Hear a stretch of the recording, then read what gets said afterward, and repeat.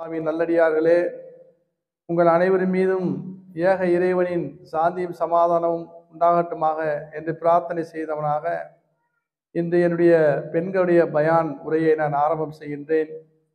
கண்ணியமிக்க அல்லாஹ்வின் நல்லடியார்களே, இஸ்லாமிய மார்க்கம் அல்லாஹ் தஆலா நமக்கு பெரும் பாக்கியமாக கொடுத்திருக்கின்றான். இந்த இஸ்லாமிய மார்க்கம் கிடைத்ததற்காக வேண்டி நாம் வாழ்நாள் முழுக்க அல்லாஹ்வுக்கு நன்றி செலுத்தினாலும் போதாது. அவ்வளவு பெரிய ஒரு நேரான மார்க்கத்தில் நம்மளை வாழ்வதற்கு தௌஃபீக் செய்திருக்கிறான். கண்ணியமிக்க அல்லாஹ்வின் நல்லடியார்களே, இஸ்லாமிய மார்க்கம் என்பது ஏதோ சில சடங்குகளையும் சில சம்பிரதாயங்களையும் செய்து முடித்துட்டு போகக்கூடிய ஒரு மார்க்கம் அல்ல. இஸ்லாமிய மார்க்கம் என்பது நற்குணங்களால் பூர்த்தி செய்யப்பட்ட ஒரு வாழ்க்கை வழிமுறை.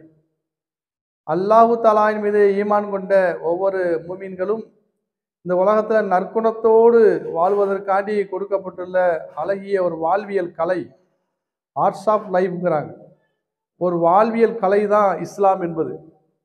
ஏதோ தொழுதோம், நோன்பு வச்சோம், ஜக்காத்து கொடுத்தோம், ஹஜ்ஜு செஞ்சோம், சில சடங்குகளை நிறைவேற்றினோம், தலையில் முக்காடு போட்டோம், ஹிஜாப் போட்டோம், சில சடங்குகளை செஞ்சோம், நான் முஸ்லீம் ஆயிட்டோம் அப்படின்னு நினச்சி கொண்டிருக்கோம்.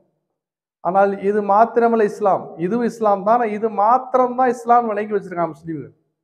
இதை செஞ்சுட்டு பிறகு என்ன வேணாலும் செஞ்சுக்கலாம், தொழுதுட்டு என்ன வேணாலும் செய்யலாம், தலையில் நம்ம ஹிஜாப் அடிச்சுட்டு என்ன வேணாலும் செஞ்சுக்கலாம், நம்ம நோம்பு பிடிச்சிட்டு என்ன வேணாலும் செஞ்சுக்கலாம், அப்படி சில சடங்குகளை நிறைவேற்றி விட்டு எப்படி வேணாலும் உலகத்தில் வாழலாம் அப்படின்னு வாழக்கூடிய வாழ்க்கைக்கு பேர் இஸ்லாம் அல்ல. இஸ்லாம் என்பது நற்குணத்துடைய அந்த ஒட்டுமொத்த அந்த வாழ்க்கைக்கு பேர் தான் இஸ்லாம். ஹுக்குக்குல்லா, அல்லாஹ்வுக்கு செய்ய வேண்டிய கடமைகள், ஹுக்குக்குல் இபாது, படைப்பினங்களுக்கு செய்ய வேண்டிய கடமைகள். இதை பற்றி இஸ்லாம் தெளிவாக சொல்லுகிறது. அல்லாஹ்வுக்கு செய்ய வேண்டிய கடமைகள் இஸ்லாத்துல 25% தான். படைப்பினங்களுக்கு செய்ய வேண்டிய கடமைகள்லாம் 75% குர்ஆனிலும் ஹதீஸிலும் சொல்லப்பட்டிருக்கின்றது. அல்லாஹ்வின் மீது ஈமான் கொண்ட ஒவ்வொரு முஸ்லீமும் இந்த உலகத்துல படைப்பினங்களுக்கு செய்ய வேண்டிய கடமைகள் நிறைய இருக்கு. இந்த உலகத்துல ஒவ்வொரு படைப்பினங்களிலும் கடமை இருக்கு நமக்கு. நம்ம குடியிருக்க வீட்டில இருந்து, நம்ம போட்டிருக்க ஆடையிலிருந்து, நம்ம வீட்டில் இருக்கக்கூடிய அனைத்து பொருட்கள் மீதும் நமக்கு ஒரு கடமை இருக்கின்றது. அந்த கடமையை பரிபூர்ணமா பூர்த்தி செய்வதற்கு தான் இஸ்லாம். இஸ்லாம் தான் இந்த உலகத்தில் நற்குணத்தை நமக்குள்ள கொண்டு வரும். இஸ்லாம் அல்லாத எவ்வளவு பெரிய மார்க்கத்தில் வாழ்ந்தாலும் இந்த உலகத்தில் அவர்களுக்குள்ளே நற்குணம் இருக்காது, காருண்யம் இருக்காது. அவர்கள் சில சடங்குகளை நிறைவேற்றி கொண்டு திருப்திப்பட்டுக் கொள்வார்கள். அப்படி பார்க்கிறோமா இல்லையா? நபிகள் நாயகம் ஸல்லல்லாஹு அலைஹி வஸல்லம் வர்றதுக்கு முன்னாடி அங்க வாழ்ந்த மக்கள்லாம் கடவுள் நம்பிக்கை தான் இருந்தாங்க. என்ன கடவுள் நம்பிக்கை? சிலை வழிபாடு செஞ்சுக்கிட்டு இருந்தாங்க. சிலை வழிபாடு செய்வாங்க, அல்லாஹ்வை வணங்குவாங்க, சிலைகளை வணங்கி கொள்வாங்க. அவங்களும் இது மாதிரி சம்பிரதாயங்கள் வணக்க வழிபாடெல்லாம் செஞ்சாங்க.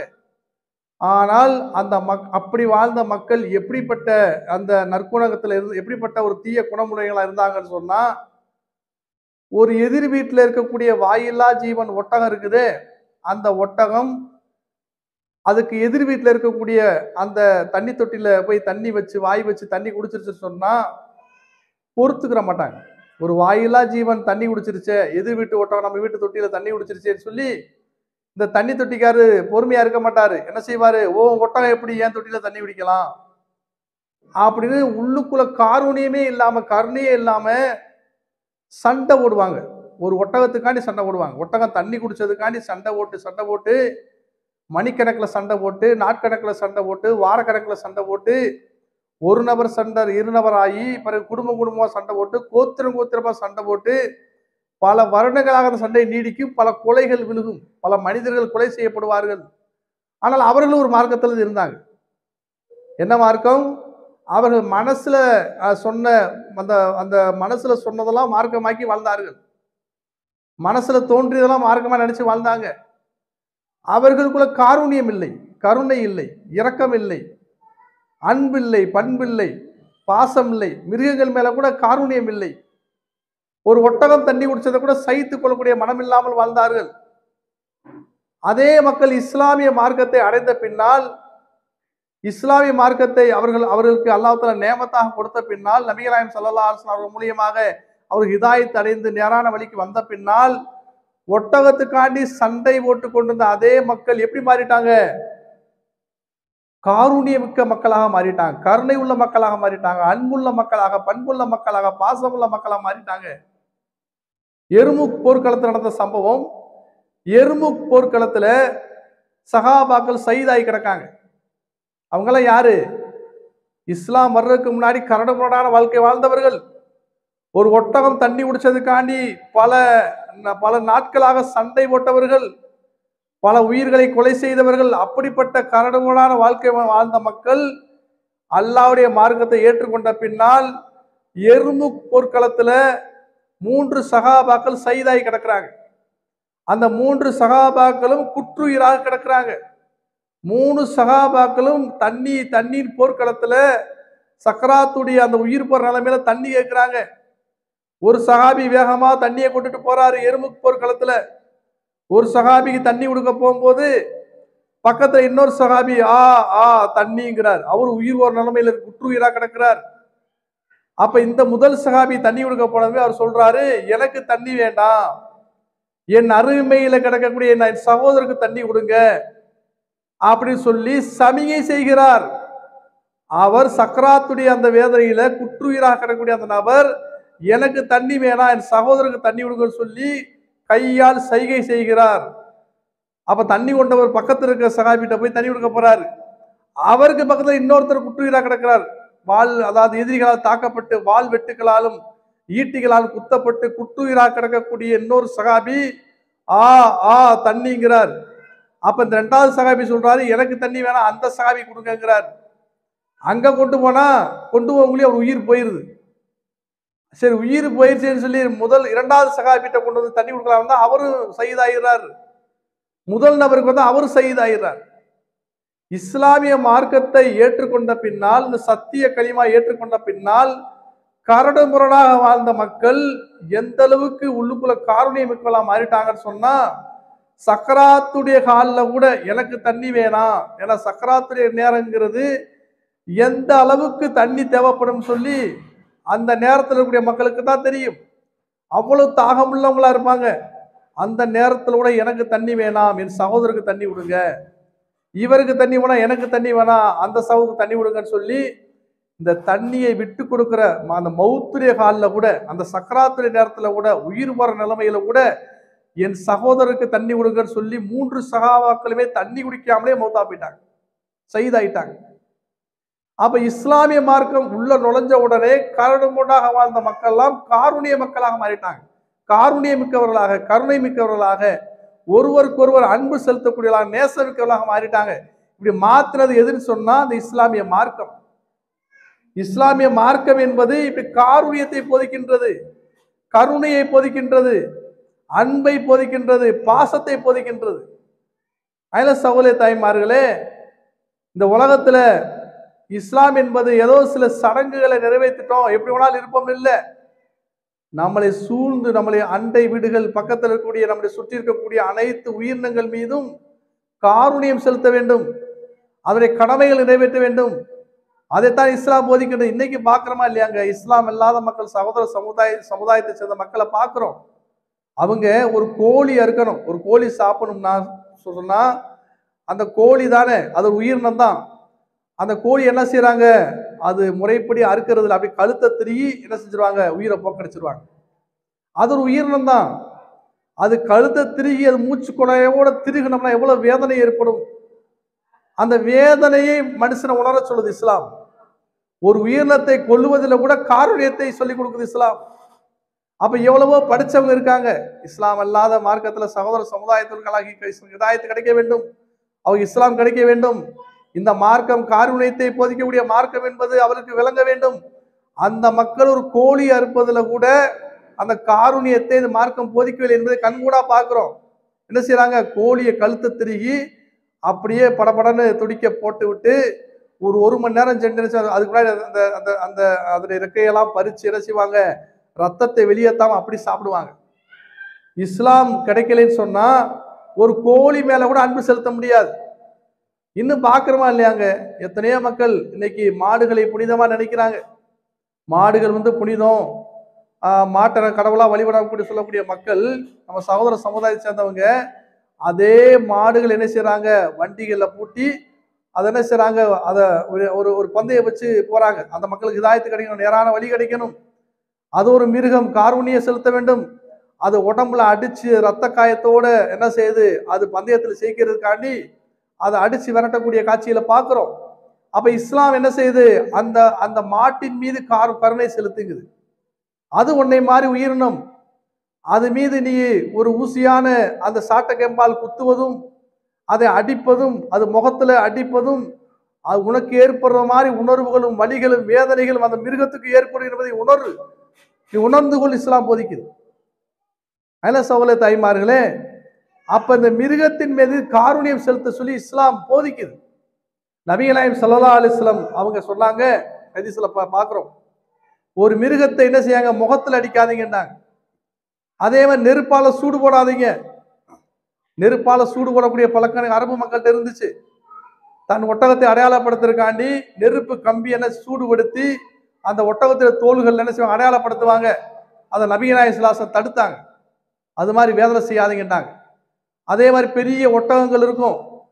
அந்த ஒட்டகம் திடீர்னு ஒரு விருந்தாளி வந்துட்டாங்கன்னா, அந்த அரபு மக்கள்கிட்ட பழக்கம் என்னன்னு சொன்னா, ஒரு 5 பேர் விருந்தாளி வந்தாங்கன்னா 5 பேருக்கு தேவையான கறியை உயிரோடு இருக்க ஒட்டகத்தை அப்படி வெட்டி எடுத்துருவாங்க. தொடைப்பகுதியில இருந்து ஒரு சில பகுதியை மட்டும் வெட்டி எடுத்து சமைப்பாங்க.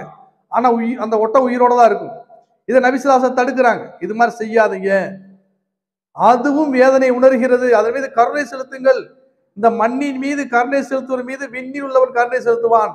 இந்த மண்ணில் உள்ள உயிரினங்கள் மீது நீங்க கருணை செலுத்துங்கள், விண்ணில் உள்ள ரப்பு உங்கள் மீது கருணை செலுத்துவான் நபி ஸல்லல்லாஹு அலைஹி வஸல்லம் போதிச்சு, ஒரு ஒட்டகத்துடைய வேதனையை கூட உணரும்படியாக நபி ஸல்லல்லாஹு அலைஹி வஸல்லம் கற்றுக் கொடுக்குறாங்க.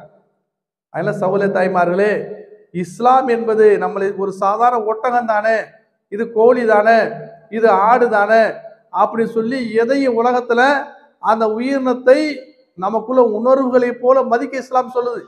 ஒரு கோழி அறுக்கிறத கூட இஸ்லாம் ஒரு வழிமுறையை சொல்லி கொடுக்குது. நீங்கள் கோழி அறுக்கன்னு சொன்னா அதுக்கு வேதனைப்படாமல் நீங்கள் அந்த கோழியை அறுக்கக்கூடிய கத்தி கூர்மையாக இருக்க வேண்டும். அந்த கோழிக்கு என்ன செய்யணும், அதனுடைய வேதனை தெரியாம அதனுடைய நரம்புகள், அதனுடைய அந்த உயிர் நரம்புகள், அதனுடைய மூச்சு குழாய்கள் அறுபடும்படியாக ஒரே அறுவையில், அதாவது பிஸ்மில்லா அல்லாஹ் சொல்லி அறுக்கிறதுல அந்த நரம்புகள் தரிபடணும். அதை அப்படி போட்டு என்ன செய்யக்கூடாது, 10 தடவை போட்டு அறுத்து வேதனைப்படுத்தக்கூடாது. ரத்தங்கள் முழுக்க வெளியேற வேண்டும். இந்த மாதிரி ஒரு கோழிக்கு கூட அதனை வேதனையை குறைத்து அந்த உயிரினத்தை என்ன செய்யுங்க, அதனை வேதனையை குறைச்சு நீங்க என்ன செய்ய, அதை உண்ணுங்கன்னு சொல்லி இஸ்லாம் கோழி அறுப்பதில் கூட நீங்கள் ஒரு கூர்மையான கத்தியை பயன்படுத்துங்க, நீங்க அந்த கூர்மையில கத்தியை வச்சு அந்த உயிரினத்தை நீங்க வேதனைப்படுத்திடாதீங்க அப்படின்னு சொல்லி காருண்யத்தை இஸ்லாம் போதிக்குது. காருண்யம், ஜீவ காருண்யத்தை போதிக்கின்றது. அதனால சகோதர தாய்மார்களே, ஜீவ காருண்யம் என்பது இஸ்லாத்தில் அதிகமாக வலியுறுத்தி சொல்லப்பட்டிருக்கு. இஸ்லாம் மார்க்கத்தை மாறி உலகத்தில் எந்த மார்க்கத்திலையும் தன்னை போல தன் அருகில் இருக்கக்கூடிய மனுஷனை தவிர மற்ற உயிரினங்கள் மீதும் அன்பு செலுத்த வேண்டும் அப்படி சொல்லக்கூடிய மார்க்கம் உலகத்துல காட்ட முடியாது. அந்த அளவுக்கு சொல்லப்பட்டிருக்கு. எல்லா உயிரினங்களையும் அன்பு செலுத்துங்க, எந்த உயிரினத்தையும் வேதனைப்படுத்தாதீங்க, எந்த உயிரினை துன்பப்படுத்தாதீங்க. எந்த அளவுக்கு சொன்னா, நபிகள் நாயகம் ஸல்லல்லாஹு அலைஹி வஸல்லம் காலத்துல ஒரு சஹாபி ஒரு புறா கூட்டுல இருந்து அந்த குஞ்சை பிடிச்சிட்டு வந்துட்டார். குஞ்சை மட்டும் எடுத்துட்டு வந்துட்டார். அந்த குஞ்சை வச்சு அந்த மஸ்ஜித் நபையில் இருக்கும்போது தாய்ப்புறா வருது, பறந்து வருது. நபிகள் நாயகம் ஸல்லல்லாஹு அலைஹி வஸல்லம் பார்க்குறாங்க. தாய்ப்புறா பார்த்து கேட்கும்போது இது குஞ்சு, இந்த சஹாபிட்ட நபி ஸல்லல்லாஹு அலைஹி வஸல்லம் சொல்றாங்க, இந்த குஞ்சை கொண்டு போய் தாயோட சேர்த்துருங்கிறாங்க. ஏனால் தன்னுடைய குஞ்சை காணாமல் தாய் பரிதவிக்கின்றது. ஒரு பிள்ளையை காணாம தாய்க்கு என்ன ஒரு பரிதாபம் ஏற்படுமோ அதே மாதிரி இந்த உயிரினங்களுக்கும் ஏற்படும். அந்த குஞ்சு என்ன செய்யுங்க, தாயோட சேர்த்துருங்கிறாங்க. ஜீவ காருண்யத்தை போதிக்கிறாங்க. அதே மாதிரி காட்டு பகுதிகளில் பார்க்கிறோம், எறும்பு புத்து, கரையான் புத்து, இந்த புத்துக்கள்ல நீங்கள் முஸ்லீமா நீங்கள் அந்த இடத்துல அந்த புத்துகளில் சிறுநீர் கழிக்காதீர்கள். ஏன், அதுகளுக்கு சிரமம் ஏற்படும். எறும்பு மேல கருணை காட்ட சொல்லுது இஸ்லாம் உலகத்துல. அதனால சகோதர தாய்மார்களே, இந்த உலகத்துல இந்த மாதிரி காருண்யத்தை போதிக்கின்றது. எந்த இடத்துலையும் நான் வெறும் இபாதத் மட்டும் செஞ்சுட்டோம், கடமை மட்டும் செஞ்சுட்டோம், போதும் இஸ்லாம் பூர்த்தி ஆயிடுச்சு அப்படின்னு சொல்லி நமக்கு நாமளே திருப்திப்பட்டு போகக்கூடிய மார்க்கம் இஸ்லாமிய மார்க்கம் அல்ல. இந்த மார்க்கத்தில் முழுக்க முழுக்க ஹுக்குக்குல் இபாதத் சொல்லக்கூடிய படைப்பினங்களின் மீது உள்ள ஹக்கை நம்ம நிறைவேற்றணும். படைப்பினங்கள் மீது கருணை செலுத்த வேண்டும், படைப்பினங்கள் மீது அன்பு செலுத்த வேண்டும். இதைத்தான் இஸ்லாம் நமக்கு மிகப்பெரிய அளவுக்கு வலியுறுத்துது. நபிகள் நாயகம் ஸல்லல்லாஹு அலைஹி சொன்னதாக புகாரில் ஒரு ஹதீஸ் இடம்பெறுகிறது. என்னன்னு சொன்னா, இந்த புகாரில் இடம்பெறக்கூடிய ஹதீஸ், ஒரு பெண்மணி என்ன செய்யறாங்க, ஒரு பயங்கரமான ஆபிதான பெண்ணு, நல்ல வணக்கசாலி, வீட்டில் எந்த நேரமும் குர்ஆன் எந்த நேரமும் அந்த வேதங்களை அல்லாஹ்வுடைய வேதத்தை ஓத தொழுக, பனி இஸ்ராயலை சேர்ந்த அந்த சமூகத்தை பத்தி நபி ஸல்லல்லாஹு குறிப்பிடுறாங்க. முந்தைய சமூகத்தை சேர்ந்த ஒரு பெண்ணு, ஒரு ஆபிதான பெண் என்ன செஞ்சாங்க, எந்த நேரம் வீட்டுக்குள்ள ஒரே வழிபாடு தான், வணக்க வழிபாடு தான். அந்த அளவுக்கு வணக்க வழிபாடு செய்யக்கூடிய ஒரு ஆபிதான ஒரு பெண்ணு. அவங்க வீட்டில் ஒரு பூனை வளர்க்குறாங்க. அந்த பூனையை கட்டி போட்டுட்டு உணவளிக்கவும் இல்லை, அது இறதறதுக்கு அதுக்கு அவுத்து விடவும் இல்லை. ஒரு பூனைக்கு உள்ள ஹக்கு என்ன, ஒன்று அவுத்து விட்டோம்னா தன்னால் அது வயிற்று பசி ஆரிக்கிறோம், கட்டி போட்டால் உணவு கொடுக்கணும். அந்த கடமையை இந்த மாதிரி நிறைவேற்றலை. ஆனால் பெரிய வணக்கசாலி. அந்த அம்மா என்ன செய்யுது, அல்லாஹ்வை சுஜூது செய்து வணங்குது, தொழுகுது, திக்ர் செய்து, இபாதத் செய்து, நோன்பு வைக்குது. இவ்வளவு வழிபாடு செய்யக்கூடிய ஒரு பெண்ணு ஒரு பூனை மேல இறக்கப்படலை. அந்த பூனையை சுதந்திரமா உணவு தடவும் வழிவகை செய்யல, கட்டி போட்டு வச்சிருச்சு. கட்டி போட்டாலும் அங்க சாப்பாடு கொடுக்கவும் இல்லை, பட்டினியா கிடந்து அந்த பூனை செத்து போயிடுச்சு. இந்த பெண்ணை பத்தியான தீர்ப்பு மறுமையில எப்படி இருக்குன்னு சொல்லி நபிகள் நாயகம் ஸல்லல்லாஹு அலைஹி சொல்லி காட்டுறாங்க. இந்த பெண்ணை மறுமையில அழைச்சு, நீ ஒரு பூனை மேல இறக்கப்பட்டு இந்த பூனைக்கு நீ உணவளிக்காதனால அந்த பெண்ணுக்கு நரகம்னு அல்லாஹ் தீர்ப்பளிக்கிறான். இவ்வளவு வணக்க வழிபாடு செய்யக்கூடிய ஒரு பெண்ணு, அல்லாவையே கதியா இந்த நேரமும் அல்லாவை திக்ர் செஞ்சு கொண்டிருந்த, வணக்க வழிபாடு செஞ்சு கொண்டிருந்த ஒரு பெண்ணு ஒரு பூனை மேல காருண்யம் செலுத்தாதனால அல்லாஹ் தஆலா நரகம் தீர்ப்பளிப்பதாக நபிகள் நாயகம் ஸல்லல்லாஹு அலைஹி சொன்னதாக புகார் ஹதீஸ் இடம்பெறுகிறது. அடுத்து ஒரு பெண்மணி இருக்காங்க, அவங்க விபச்சாரியான ஒரு பெண்ணு. அது விபச்சாரத்தை தொழிலா செய்து அந்த அம்மா ஒரு வனாந்தரத்து வழியா போய் கொண்டிருக்கும் போது ஒரு நாய் தாகம், பயங்கரமா தாகம் எடுத்து தண்ணி தேவைப்பட்டு நாக்க தொங்க போட்டு நிற்குது, பயங்கரமா தாகத்தில் இருக்குது. ஒரு குழிக்குள்ள தண்ணி கிடக்குது, கொஞ்சம் ஒரு ஆழமான ஒரு பள்ளத்துக்குள்ள தண்ணி கிடக்குது. இந்த நாயினால அதை என்ன குழிக்குள்ள இறங்கி குடிக்கவும் முடியல, தலையை வச்சு முங்கி நக்கி குடிக்கவும் முடியல. அந்த மாதிரி அது மேட்டில் நின்று குழிக்குள்ள இருக்க தண்ணியை பார்த்து நாக்க தொங்கப்பட்ட விட்டு தாகமாக நிற்கிறத பெண்ணு பார்க்குறாங்க. இந்த நாயுடைய தாகம் எடுத்த நாயின் மீது இறக்கப்படுறாங்க. இறக்கப்பட்டு என்ன செய்யறாங்கன்னா, அந்த குழிக்குள்ள இறங்கி தன்னுடைய கால் உரையினால அந்த தண்ணீரை மோந்து என்ன செய்யறாங்க, மேட்டு பகுதியில் வந்து ஒரு குழி பறிச்சு அதில் தண்ணியை ஊற்றி விட்டு அந்த நாய்க்கு தண்ணீர் பருக விடுறாங்க. அந்த நாய் மேல இறக்கப்பட்டு தண்ணி கொடுத்ததுனால இந்த விபச்சாரியான பெண்ணை மறுமையில் அல்லாஹ் எப்படி தீர்ப்பளிக்கிறான்னு சொன்னா, இந்த பெண் செய்த பாவங்களை எல்லாம் மன்னிச்சு சொர்க்கவாசின்னு சொல்லி தீர்ப்பளிச்சதாக நபி நாயகம் ஸல்லல்லாஹு அலைஹி சொல்லி காட்டுறாங்க. ஒரு நாய் மேல இறக்கப்பட்டதுனால ஒரு பெண்ணு சொர்க்கத்துக்கு போகுது, ஒரு பூனை மேல இறக்கப்படாதனால ஒரு ஆபிதான பெண் நரகத்துக்கு போகுதுன்னு சொன்னா, எந்த அளவுக்கு நம்ம உயிரினங்கள் மீது அன்பு செலுத்த வேண்டும் என்கிற இதுல இருந்து எந்த அளவுக்கு வலியுறுத்தப்படுது. நம்ம வீட்டில் வளர்க்கக்கூடிய சாதாரண ஒரு பொருள், சாதாரண ஒரு படைப்பு நினைச்சிட்டு போயிடக்கூடாது. ஒவ்வொரு படைப்பினங்களுக்கும் ஹக்கு இருக்குது. அந்த கடமையை பரிபூர்ணமா பூர்த்தி செய்யும் போதான் அல்லாஹ்வுடைய சந்தோஷம் கிடைக்கும். அயல சகோதர தாய்மார்களே, இன்னைக்கு சாதாரணமா பொதுவா பார்க்குறோம், முஸ்லீம் என்றாலே என்னங்க, இது சாதாரணமா வீடுகளில் அந்த மாதிரி படைப்பினங்களுடைய ஹக்கை நிறைவேற்றுறது இல்லை. ஆனால் பெரிய தஸ்பீஹ் ஒதுக்கிட்டு இருக்கும், குர்ஆன் ஒதுக்கிட்டு இருப்பாங்க, இபாதத் எல்லாம் செய்வாங்க. ஒவ்வொரு படைப்பினங்கள் தன்னுடைய பிள்ளையிலிருந்து சாதாரண உலகத்தில் இருக்கக்கூடிய ஒரு பூனை வரைக்கும் வீட்டில் இருக்கக்கூடிய அனைத்து படைப்பினங்கள் அந்த அல்லாஹ் படைச்ச அந்த ஜீவன்கள் மீது கருணை உள்ளவர்களாகவே இருக்கணும். ஏன்னா கருணையை அல்லாஹ் விரும்புகிறான். எந்த அளவுக்கு சொன்னா, நாளைக்கு மறுமை நாளில் இந்த படைப்பினங்கள் மீது கூட அல்லாஹ் தஆலா தீர்ப்பு வழங்குவான்னு வருது. எந்த அளவுக்கு சொன்னா, ஒரு கொம்புள்ள ஆடு ஒரு கொம்பு இல்லாத ஆட்டை முட்டிருச்சு. அல்லாஹ் 2 ஆடு கொம்பு கொடுத்துருந்தா இந்த கொம்புள்ள ஆடு திருப்பி முட்டிருக்கும். ஆனா ஒரு ஆடு கொம்பு இல்லை, ஒரு கொம்புள்ள ஆடு முட்டிருச்சுன்னு சொன்னா, இந்த ஒரு அநீதிக்கு மறுமையில் அல்லாஹ் தீர்ப்பு வழங்குறான்னு சொன்னா, எந்த அளவுக்கு அந்த உயிர்கள் மீது அல்லாஹ் தஆலா ஒரு கருணை உள்ளவனாக, நீதி உள்ளவனாக இருக்கிறான். மறுமையினால 2 ஆட்டையும் அல்லாஹ் எழுப்பி இந்த கொம்பில்லாத ஆட்டு கொம்பை கொடுத்து இந்த ஆட்டை நான் பதிலுக்கு முட்டை வச்சு தீர்ப்பு வழங்கி என்ன செஞ்சிருவான், திரும்ப மண்ணோட மண்ணை ஆக்கிடுவான், தீர்ப்பு வழங்குவான். அந்த அளவுக்கு நபி நாயகம் ஸல்லல்லாஹு அலைஹி வஸல்லம் அவங்க இந்த மிருகத்தை பத்தி சொல்லியிருக்கிறாங்க.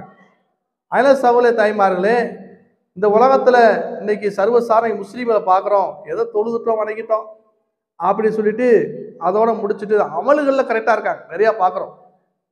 குர்ஆன் ஓதுறதுல பயங்கரமா செய்யறாங்க, உம்ரா செய்யணும், ஹஜ் செய்யணும், நல்லமல் செய்யணும் அப்படின்னு சொல்லி அதோட முடிச்சுக்கிட்டு இது மாத்திரம் தான் இஸ்லாம் அப்படி சொல்லிட்டு போயிடுறாங்க. அது மாத்திரம் இஸ்லாம் இல்லை. நம்ம வீட்டு வாசற்படியில கேட்கக்கூடிய யாசகர்கள் அவர்களுக்கு தர்மம் செய்யறது நமக்கு அதுவும் எவ்வளவு பெரிய ஒரு வணக்க வழிபாடு. நீங்க தர்மம் செய்யறதே வணக்க வழிபாடா இன்னைக்கு நிறைய மக்களுக்கு தெரியறது இல்ல.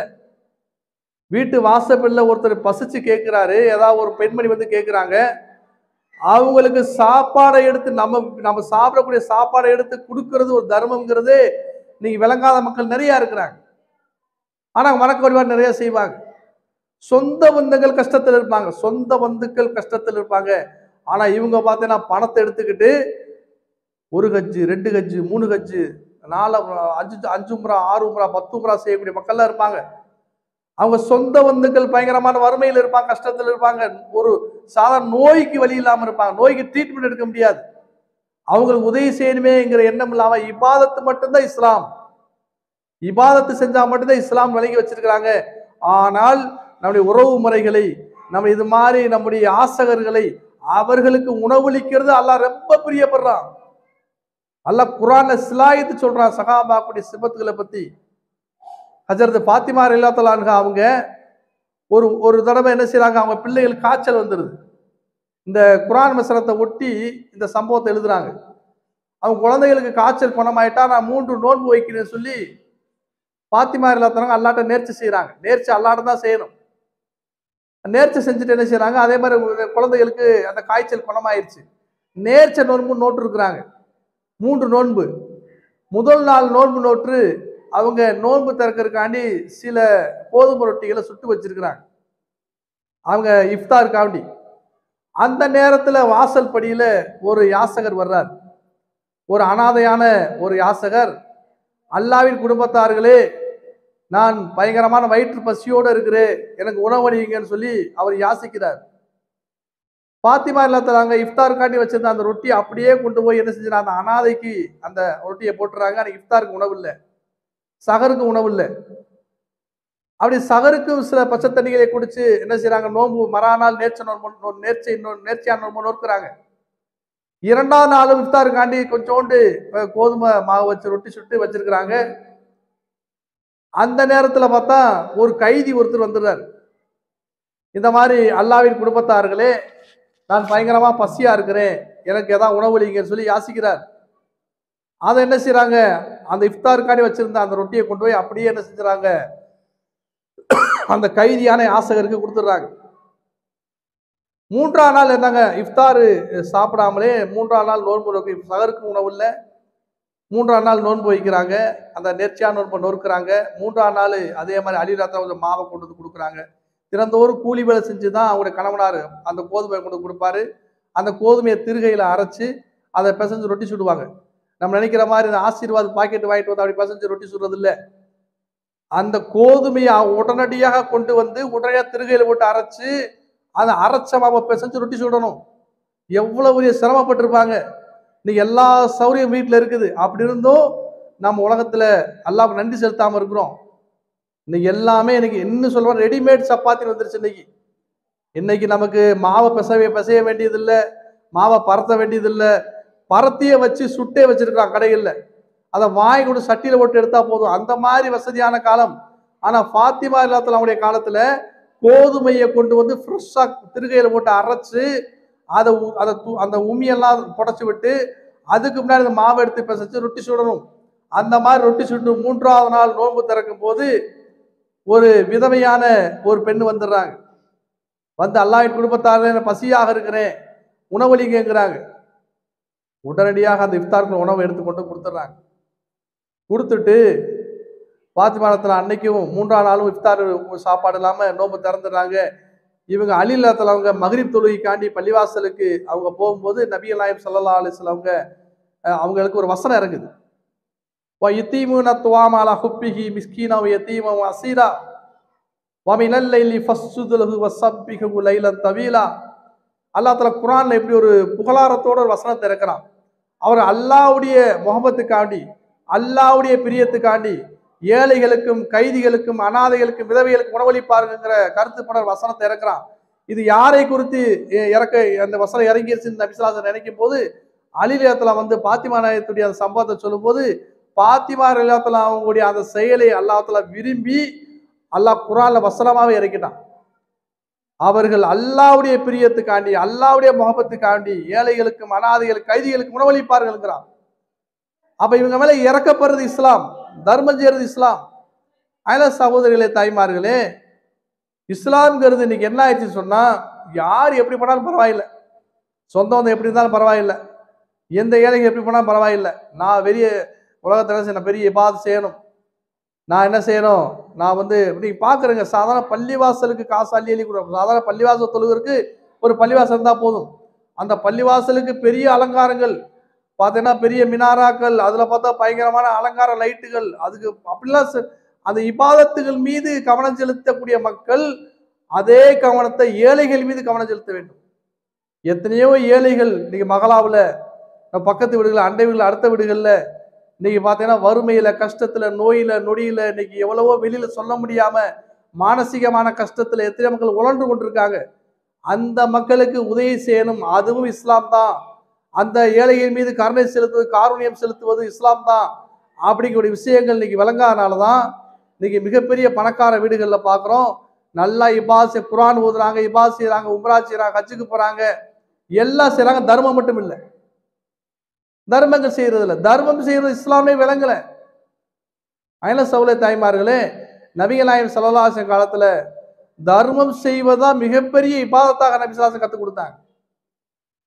எந்த அளவுக்கு சொன்னா, இஸ்லாம் என்றாலே விருந்தோம்பல், இஸ்லாம் என்றாலே ஒரு ஒரு விருந்தாளிய முகபத்தா விருந்தளிக்கிறதா இஸ்லாம் சொன்னாங்க.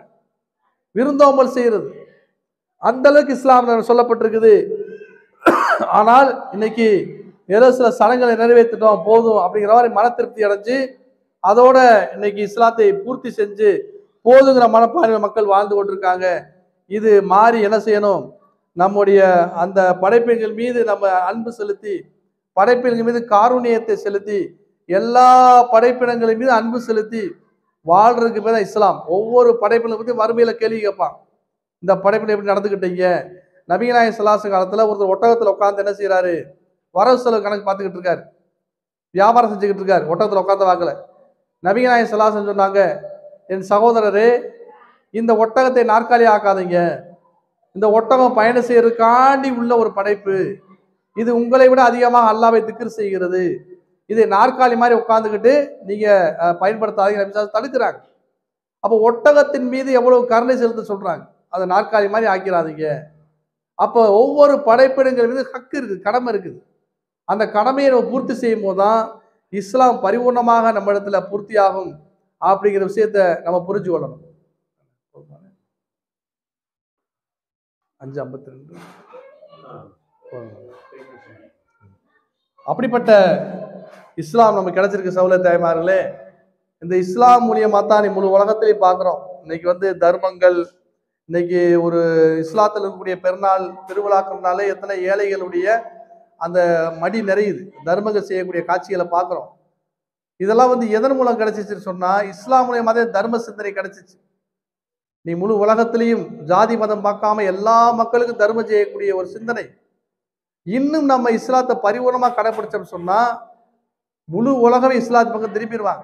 அப்படிப்பட்ட ஒரு தர்மத்தை இஸ்லாம் போதிக்குது. அண்டை வீடுகளுக்கு சாப்பாடு கொடுக்கறது, அண்டை வீடுகளுக்கு தர்மம் செய்யறது, அண்டை வீடுகள் மீது கடமை, அண்டை வீடுகளை ஹக்கை நிறைவேற்றுறது. அவங்க யாராக இருந்தாலும், யூதராக இருந்தாலும், கிறிஸ்தவராக இருந்தாலும், எந்த மதத்தை சேர்ந்தாலும் அண்டை வீட்டாருக்கு தான் முன்னுரிமை. அவர்களுக்குள்ள கடமையை முழுசா நிறைவேற்றணும். நபிகள் நாயகம் ஸல்லல்லாஹு அலைஹி வஸல்லம் சொன்னாங்க, அண்டை வீட்டார்கள் செய்யக்கூடிய தவறுகளை 70 தடவை மன்னிங்கன்றாங்க.